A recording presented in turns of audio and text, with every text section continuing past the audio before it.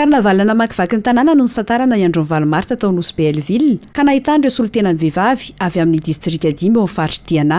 Azo resahana fa efa azon'ireo vehivavy ny fitovinjo hoy ny fandraisam-pitenenana mifanesy fa mitaky kosa ny fandraisana andraikitra sy adidy mba ahafahana miroso amin'ny fampandrosoana tena izy ho an'ny vehivavy sady tsy ankin-dolava amin'ny lehilahy fa mba ho afaka mamelo tena ka ho fanohitra amin'ny fampandrosoana tokoa ny vehivavy.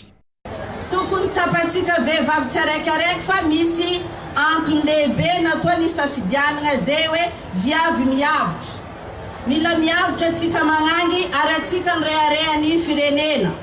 Fosin'izay lohahevitra zegny mila miezaka atsika satria ny firenena mila atsika. Tokony miray ina atsika miara-miasa ambarany lohahevitra zegny hoe miatriky sy mifagnampy.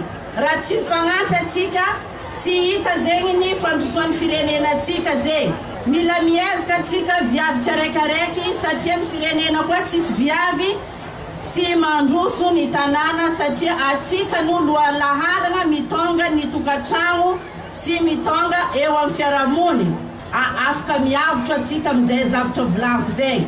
Okane atsika tsiraikaraiky viavy agnatin'ny tokantrano, agnatin'ny fiasana mba ho tsapatsika ny andraikitrytsika tsiraikaraiky eo agnivon'ny firenena.